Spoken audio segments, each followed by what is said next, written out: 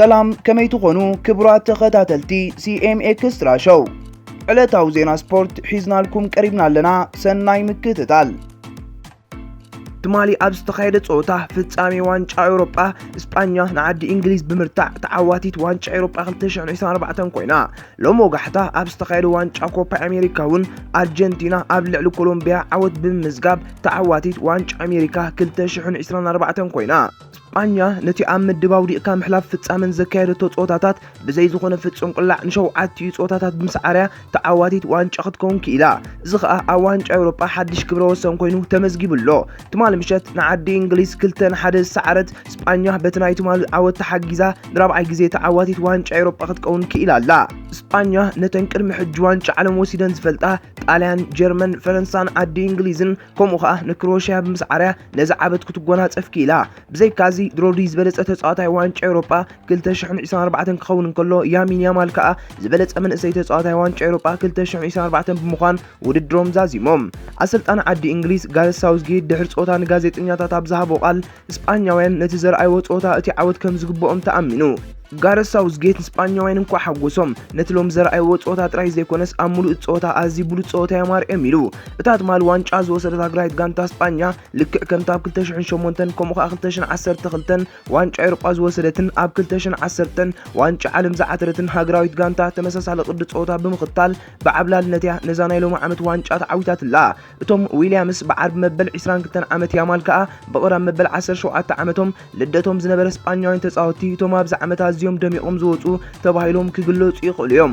እዞም ኣብ ሜዳ ወጻኢ ኣዝዮም ዝቀራረቡ ዕሩኽ ምዃኖም ዝግለጹ መንእሰያት ኣብ ዓወት እታ ሃገራዊት ጋንታ ኣዝዩ ንኡዳ ብርክቶ ነይርዎም። ተጻዋታይ ባርሴሎና ዝኾነ ያማል እቲ ዝናእሰ ኣብ ዋንጫ ኤውሮጳ ሸቶ ዘመዝገበ ንሸቶ ዝኾና ኳዓሳሱ ዘቐበለን ዋንጫ ዝወሰደን ተጻዋታይ ተባሂሉ ሓድሽ ክብረ ወሰን ሒዙሎ። ዊልያምስ ኣብ መበል 47 ደቂቕ ካብ የማል ዝተቐበላ ኩዕሶ ሸቶ ብምዝጋብ ንስጳኛ ኣብ መሪሕነት ክቕምጥ እንከሎ እንግሊዝ ኣብ መበል 73 ደቂቕ መንገዲ ፓልመር ሸቶ ረኺባ ክትመዓራረ ክኢላ ነይራያ። ጾታ ማዕረ ተወዲኡ ናብ ተወሳኺ ግዜ ከም ረሓየን እናተባህለ ግን ሚኬል ኦያርዛባል ኣብ መበል 86 ደቂቕ ሸቶ ብምዝጋብ ንስጳኛ ተዓዋቲት ዋንጫ ኤውሮጳ 2024 ገበራ።